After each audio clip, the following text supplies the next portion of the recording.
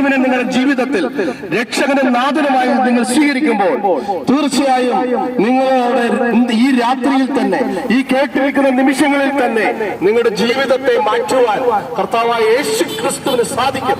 വേറെ ആർക്കും ഈ രക്ഷ നൽകപ്പെട്ടിട്ടില്ല. പ്രിയപ്പെട്ടവരെ, നിങ്ങൾ ഏത് മതത്തിൽപ്പെട്ടവരായിക്കോട്ടെ, നിങ്ങൾ ഏത് ജാതിയിൽപ്പെട്ടവരായിക്കോട്ടെ, നിങ്ങൾ ഏത് അവസ്ഥയിലായിക്കോട്ടെ, നിങ്ങൾ ഏത് പ്രത്യാശാസ്ത്രത്തിൽ വിശ്വസിക്കുന്നവരായിക്കോട്ടെ, പ്രിയ സഹോദര സഹോദരി, നിനക്ക് രക്ഷ എന്നത് യേശുക്രിസ്തുവിൽ മാത്രമേ ഉള്ളൂ. അപ്പോസ്തല പ്രവർത്തനത്തിന്റെ പുസ്തകത്തിന്റെ 4-ാം അധ്യായത്തിൽ 12-ാം വാക്യത്തിൽ കുറിച്ചു വെച്ചിരിക്കുകയാണ്, ആകാശത്തിന്റെ കീഴിൽ മനുഷ്യരുടെ മധ്യേ ഒരൊറ്റ നാമമേ നൽകപ്പെട്ടിട്ടുള്ളൂ, അതാണ് യേശുക്രിസ്തു എന്ന നാമം. ആ നാമം നിങ്ങൾക്ക് രക്ഷയുടെ നാമമാണ്.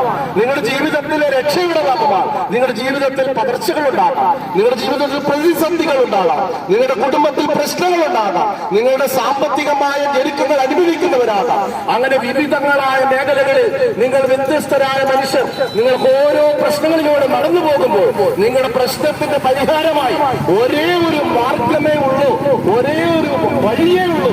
അത് കർത്താവായ യേശു ക്രിസ്തു എന്ന ആ ഏക നാമം.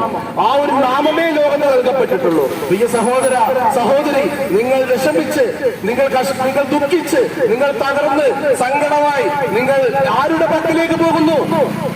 നിങ്ങൾ ആരെ തേടി പോകുന്നു? എവിടുന്ന് കിട്ടുന്നു നിങ്ങൾക്ക് സമാധാനം? ആരാണ് നിങ്ങൾക്ക് സമാധാനം തന്നിരിക്കുന്നത്? ഈ ചോദ്യങ്ങൾ നിങ്ങളുടെ ഹൃദയങ്ങളിൽ ഒന്ന് ചോദിച്ചു നോക്കൂ. ആരാണ് നിങ്ങൾക്ക് സമാധാനം തന്നിരിക്കുന്നത്?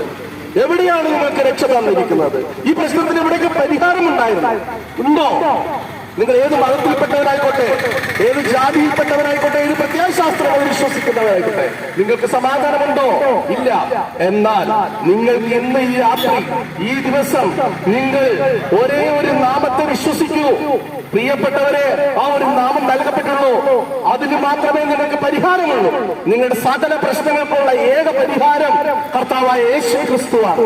നിങ്ങളുടെ ജീവിതത്തിൽ അവന്റെ നാഥനും രക്ഷകനുമായി നിങ്ങൾ സ്വീകരിക്കുമ്പോൾ തീർച്ചയായും നീയും നിന്റെ കുടുംബവും രക്ഷ പ്രാപിക്കുമെന്ന് തിരുവചനം നിങ്ങളെ ഓർമ്മപ്പെടുത്തുകയാണ്.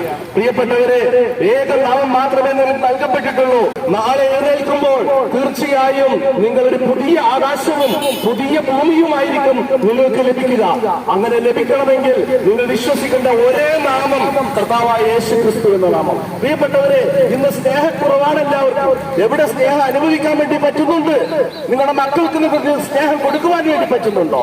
നിങ്ങളുടെ സഹോദരങ്ങൾക്ക് നിങ്ങൾക്ക് സ്നേഹം കൊടുക്കാൻ വേണ്ടി പറ്റുന്നുണ്ടോ? നിങ്ങളുടെ മാതാപിതാക്കൾക്ക് നിങ്ങൾ